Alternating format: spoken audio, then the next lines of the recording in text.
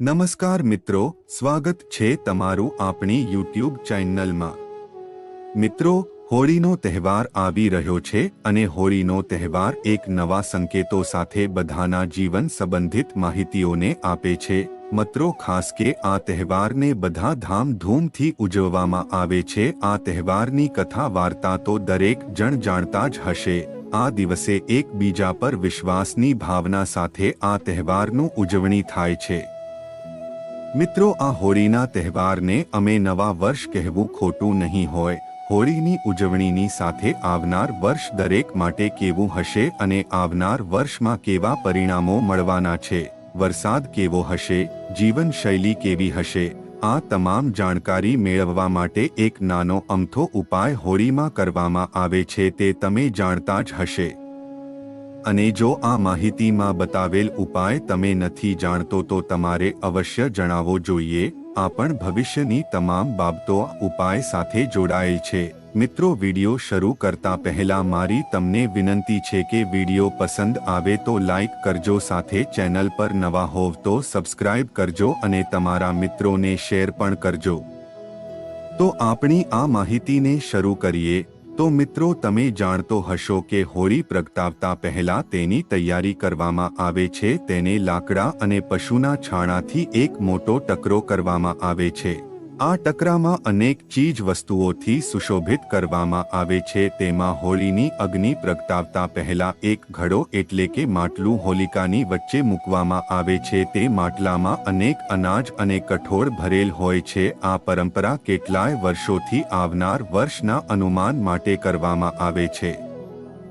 આ મટકાને હોળીની વચ્ચે મૂકવામાં આવે છે અને ત્યારબાદ હોળીને પ્રગટાવવામાં આવે છે। હોળીની અગ્નિ જ્યારે ઓલવાઈ જાય છે ત્યારે એટલે કે સવારે આ માટલાને રાખમાંથી બહાર કાઢવામાં આવે છે। ત્યારબાદ આ માટલામાં ભરેલ અનાજ કે કઠોળને ખાવામાં આવે છે। જો અનાજ પાકી જાય એટલે કે ચડી જાય તો તે આવનાર વર્ષ માટે શુભ સંકેત આપે છે। આવનાર વર્ષમાં વરસાદ પણ સારો થાય તેવા પણ શુભ સંકેત આપે છે। સાથે માટલામાં રહેલ અનાજ જો ફૂલ પાકી જાય તો સમજી લેવું કે આ વરસ બધાના માટે સારું રહેશે। દરેકની જીવનમાં રહેલી મુશ્કેલીઓ દૂર થશે, સારો સમય આવશે, શુભ પરિણામો હાંસલ થશે। આ સાથે રાશિઓ પર પણ અનાજ અસર કરે છે। મિત્રો, જો આ મટકામાં રહેલ અનાજ જો બળી જાય, જો સમજી લો કે આખું વર્ષ કઈ ભયાનક થવાનું છે, આખા વર્ષમાં કોઈ કુદરતી આફતોનો સામનો કરવો પડે તેમ છે, જીવનમાં દુઃખનું પ્રમાણ વધુ થવા લાગવાનું હોય છે। આમ હોળીની અગ્નિમાં મૂકેલ માટલું આ શુભ અને અશુભ પરિણામો આવવાનું આગમન કરે છે, સંકેત આપે છે। મિત્રો, તમારે ખાસ કે ઉપાય જરૂર કરવો જોઈએ। આ ઉપાય કેટલાય વર્ષોથી કરતા આવ્યા છીએ। આ ગામના લોકો તેનો ઉપયોગ વધારે કરતા હોય છે। બધી વસ્તુઓને સમજાવી જરૂરી હોય છે। મિત્રો, બીજું કે તમે જાણતા જ હશે કે આપણે હોળી માતાના દર્શન કરવા જઈએ છીએ, પરંતુ તમે જાણો જ છો કે કોઈને ઘરે બાળકનો જન્મ થાય તો તેને હોળી માતાના દર્શન કરવા માટે લઈ જાય છે। અને જો ખાસ કે કોઈ છોકરાનો જન્મ થાય તો તેને હોળી સાથે પહેલા લગ્ન કરવા પડે છે। આ કથા મુજબ વર્ણન કરેલ છે। જ્યારે હોળી બળી રહી હતી ત્યારે હોળી બોલી કે હે પ્રભુ, તમે મારી સાથે અન્યાય કર્યો છે। હજી સુધી મારા લગ્ન પણ થયા ન હતા। તો ભગવાને તેને વરદાન આપ્યું કે જ્યારે પણ કોઈ બાળકનો જન્મ થશે અને તે છોકરો હશે તો તેના પહેલા લગ્ન તારી સાથે જ થશે। એટલા માટે મિત્રો, છોકરાને હોળીની અગ્નિના પ્રદક્ષિણા કરવામાં આવે છે। કહેવાય છે કે જે પણ બાળકને હોળીની અગ્નિનો દિવ્ય પ્રકાશ તેના પર પડી જાય છે તે બાળકને ક્યારેય પર રોગ નથી થતા અને તેને ક્યારેય જીવનમાં દુઃખ નથી આવતું। મિત્રો, દરેક વ્યક્તિને હોળીના દર્શન કરવા માટે અવશ્ય જવું જોઈએ। મિત્રો, આ સાથે તમે કે કામ બીજું પણ કરી શકો છો કે જો તમારા ઘરમાં કોઈ બીમાર રહેતું હોય ને જીવનમાં તમારા ઘર મેં કંઈક ને કંઈક અડચણો આવતી હોય તો તમારે એક નારિયેળને હોળીને અર્પણ કરવું જોઈએ। આમ કરવાથી તમારી બધી તકલીફો દૂર થઈ જાય છે। હોળી એક પાવન પર્વ તરીકે ઉજવવામાં આવે છે। આ સાથે તમને અમે જણાવી દઈએ કે તમારે આ કામ ચોક્કસ કરવું જોઈએ કે કઈ એવી વસ્તુઓ છે જે હોળીના દિવસ પહેલ ઘરેથી દૂર કરી દેવી જોઈએ। તો મિત્રો, તમારે પહેલા તો ઘરમાં તૂટેલ બૂટ કે ચપ્પલને અવશ્ય દૂર કરવા જોઈએ। આમ તો કહેવાય છે ને કે તૂટેલી પનોતીને ક્યારે ઘરે ન રાખવી જોઈએ।